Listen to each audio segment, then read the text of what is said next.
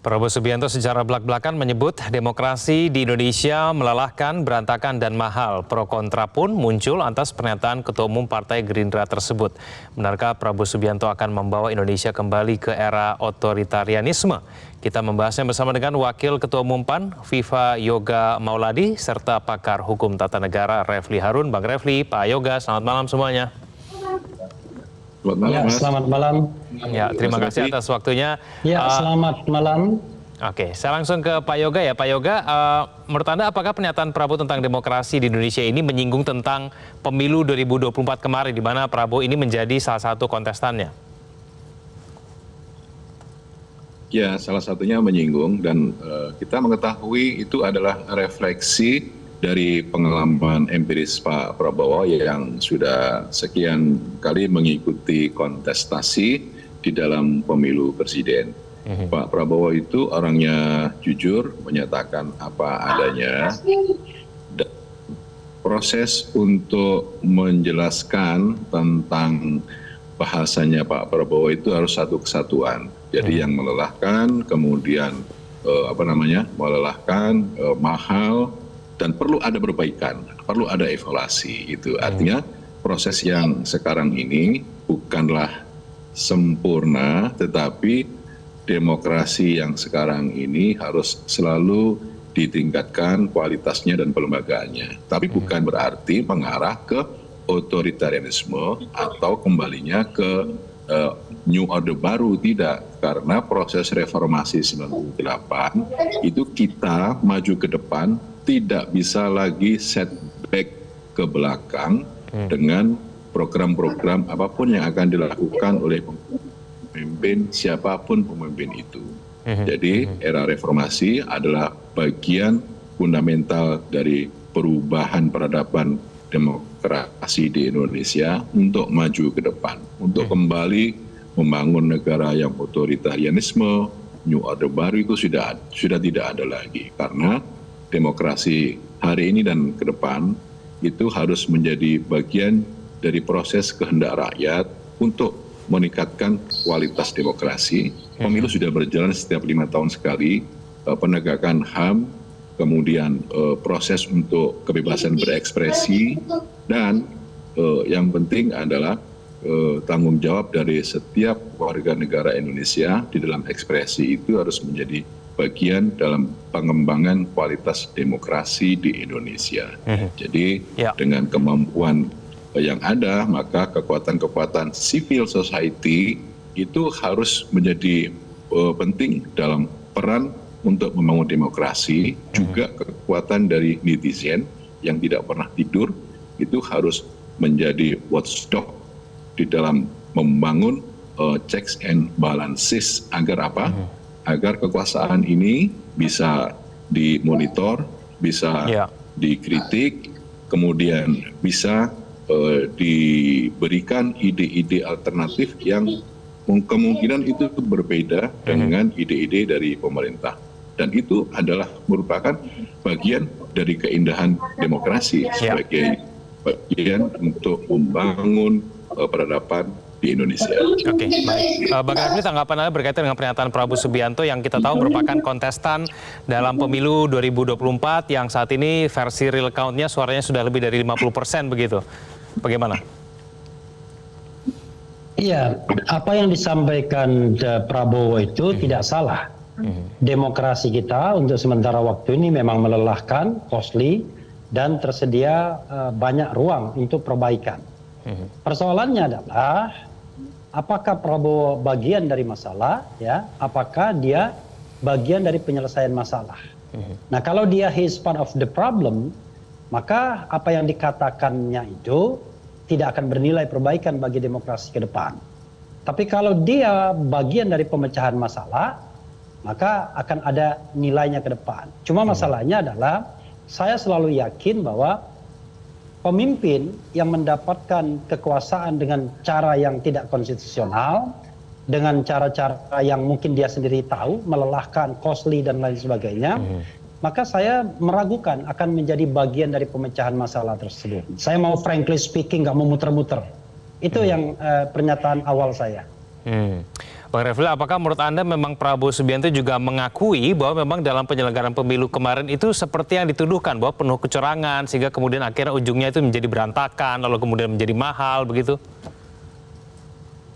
Iya, implicitly ya, dia mengatakan itu sesungguhnya ya.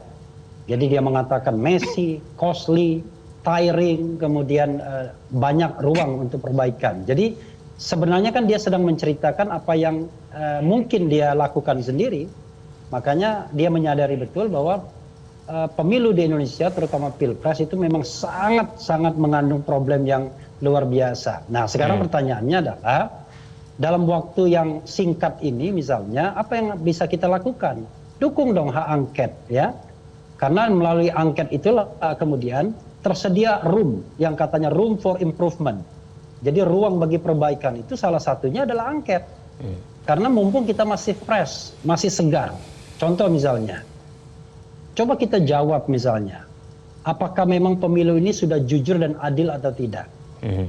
Misalnya, apakah kekuasaan puncak istana tidak terlibat dalam pemenangan paslon tertentu misalnya? Kita jawab juga, apakah keuangan negara tidak digunakan untuk memenangkan paslon tertentu? Kita jawab juga persoalan penggunaan aparatur negara baik sipil maupun militer. Ini kan tidak pernah disinggung di ruang terbuka. Yang ada adalah sinyalemen.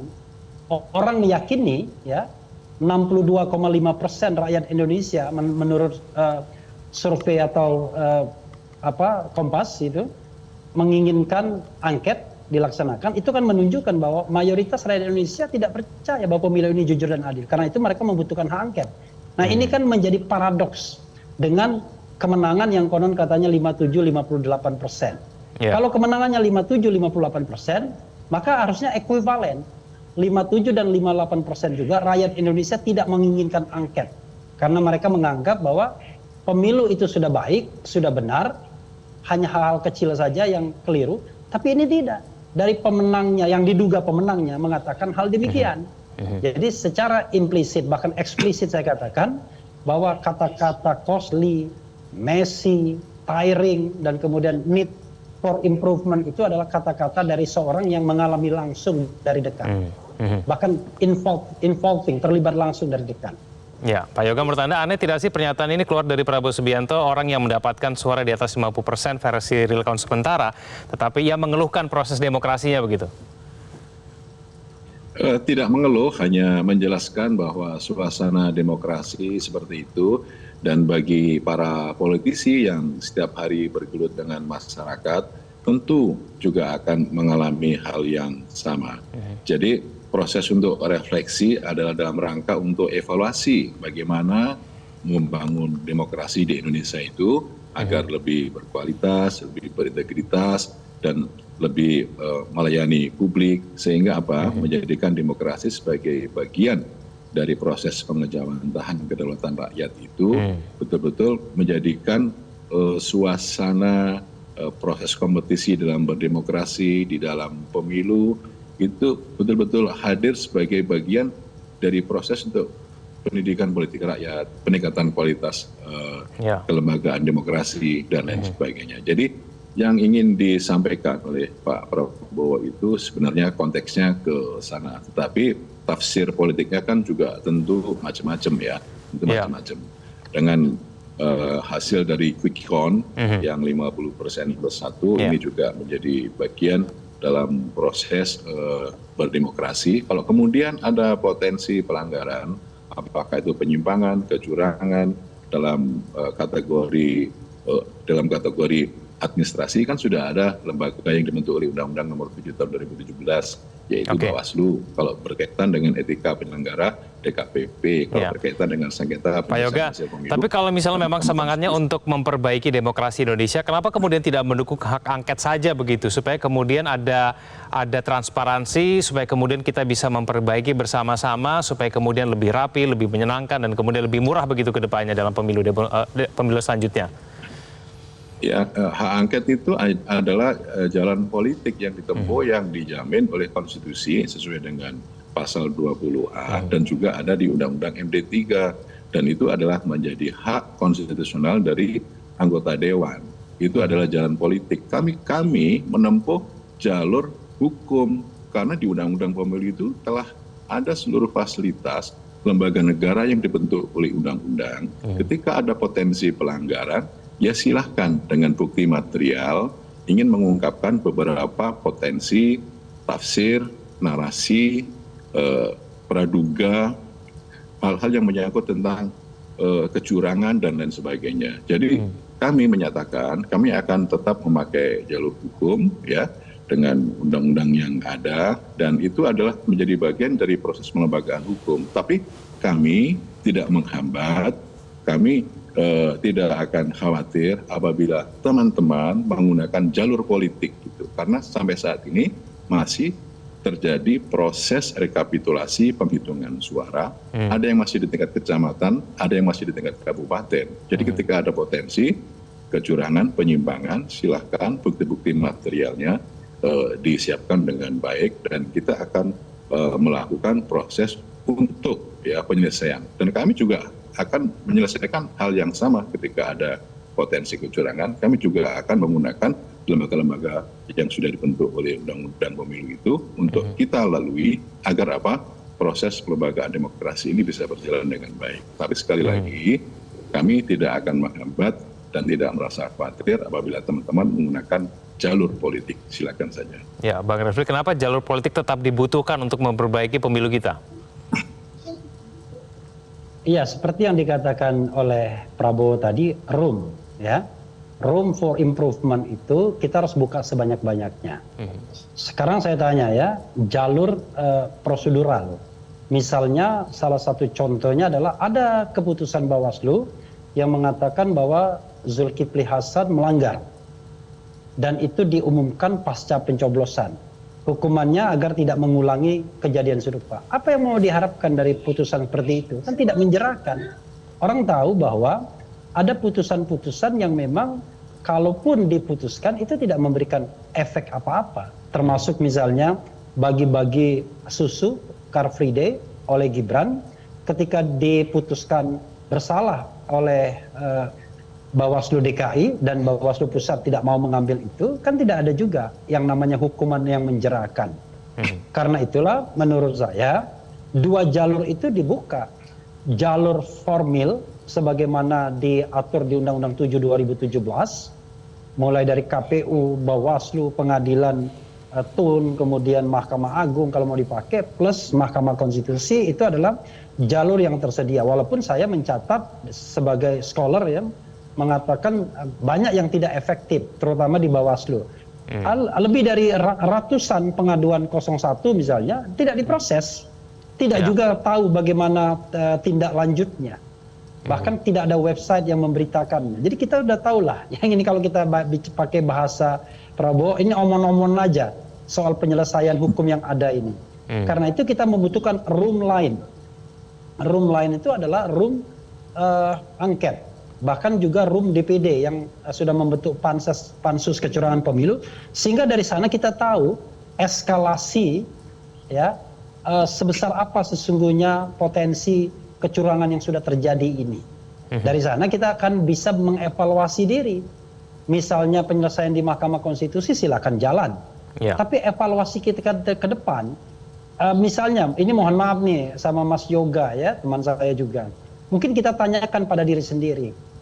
Kira-kira dari 575 anggota DPR itu, berapa orang yang tidak menyuap pemilih, yang tidak melakukan money politics? Karena ceritanya bagi-bagi amplop semua. Ini kan sudah hal yang umum. Dan bangga sekali mengatakan bagi amplop sekian, ada yang 600 ribu, amplop ditebarkan, ada yang nilainya dari 30 ribu, 50 ribu, 100 ribu, 200 ribu. Bahkan untuk Pilpres kemarin, ada yang sampai 400 ribu, 500 ribu. Jadi ini brutal, saya katakan. Inilah yang namanya demokrasi brutal. Demokrasi yang tidak lagi mengandalkan kepada trust, kepercayaan, kepada bagaimana kita persuade rakyat dengan visi, misi, program, dan eksistensi. Tetapi cukup sogok dengan uang agar kemudian Anda terpilih kembali. Nah itu soalnya yang harus kita garis bawahi kalau kita ingin betul-betul membuka bahwa demokrasi kita memang betul demokrasi yang messy, yang berantakan, yang tiring, melelahkan, dan memang membutuhkan banyak ruang untuk improvement. Oke, baik. Apakah kemudian hak angket betul-betul bisa menjadi jawaban untuk memperbaiki pemilu kita ke depannya? Kita akan bahas itu kembali. Usai jeda, pemirsa jangan kemana-mana. Kami akan kembali. Jelajahi cara baru mendapatkan informasi. Download Metro TV Extend sekarang.